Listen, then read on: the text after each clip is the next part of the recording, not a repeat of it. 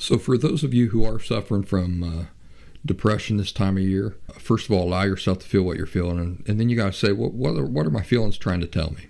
It might be that you need somebody to talk to. In that case, there are solutions, aren't there? There are practical things that you can do. You can call up family. You can call up friends. You can be proactive and go out and meet new people. When I remember when I moved to New England, I didn't know anybody in New England. You know what the first thing I did was? By the way, you talk about gray and dreary and cold and not enough sunlight. Moved to New England. Summer, I think, was the nicest 2 days of the year there. The rest of it was just never enough daylight, always too cold. That was one thing I did. First thing I did was I got familiar with the local library, started going up there and talking to the librarians up there, making friends with them. Of course, most of them were a lot older than me. But, what does age matter? You're just looking for fellowship and good conversation. Too many people, I think, limit themselves to friendships within their own age group. I personally happen to love hanging out with 80-year-old ladies in a book club at that library. So that's what I did. I found out that they had a book club there. I joined that book club. And so then it was like once a week, I think, we would meet over at that library. This was in Smithfield, Rhode Island. And I'd hang out with these ladies at the library. And I'd read the books that they wanted to read that I hated.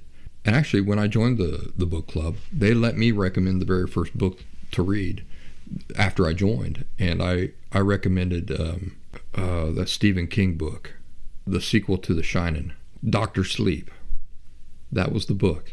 Yeah, I recommended that. And so, all these old ladies are probably not big Stephen King fans. They all read that book, and then we got together, we talked about it and everything. And of course, then they recommended a bunch of books that I didn't want to read, really, that I wouldn't have read on my own accord.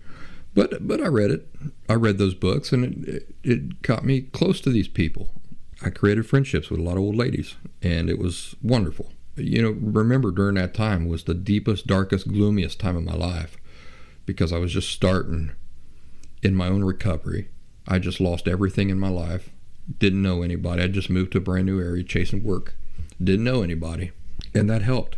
But you see how I was proactive. I wasn't just going to sit around and stew in my misery by myself, even at that early time, not understanding why I was feeling what I was feeling. I didn't want to just sit and stew. I wanted to be proactive and do practical things that I could do to not remain in that state.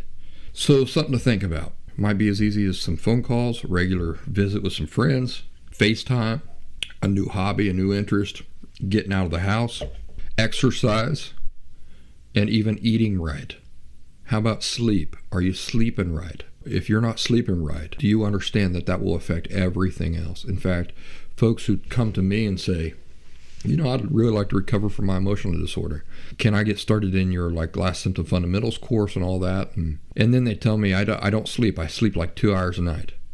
I said, well, that kind of has to be addressed first, wouldn't you think? How are you really going to be able to take advantage of something like an intensive course about how to rid yourself of your emotional disorder with no sleep, with no rest? Your mind is not going to be functioning at a very good capacity if you're deprived of all this sleep. So really, we kind of need to get the sleep thing under control, don't you think? And then once you're well rested and you're sleeping better, that would be the time to do a really studious 2-week intensive course, don't you think? Because then you'll get the most out of it. I hope you see, folks, that I'm not offering any kind of super insight that is mind-blowing. This is common sense stuff. Often, when things seem very complex, maybe you're making them complex. Remember, it's one of my ongoing key expressions, I reckon, is simplify, simplify, simplify, right? Things are complicated.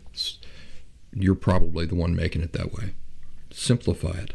If you're depressed, you're not being proactive and doing practical things that you can do to get yourself out of that state.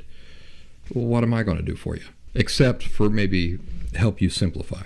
Listen to what the feelings are telling you. Try to understand what they're saying about your needs, and then give yourself that. In the case of Judy, Jordan's mom, like I said, there is no easy solution. In that case, it comes down to acceptance, endurance, and patience. Patience for the day when she'll see her sons and her husband again. But in the meantime, she has to think positively. She has to pay attention to what she's thinking and how she's choosing to think about those things. When we are depressed or we're unhappy or we're feeling down, the tendency is to feed into that. The tendency, unfortunately, is not to recognize that we ourselves are feeding a lot of that and to starve it. That's not the tendency. That's what we can do, but that's not our tendency. The tendency is to feed that monster more and more and more. How do we feed the monster? With what we choose to think about and how we choose to think about things. It's the easier thing to do, but it's not the right thing to do.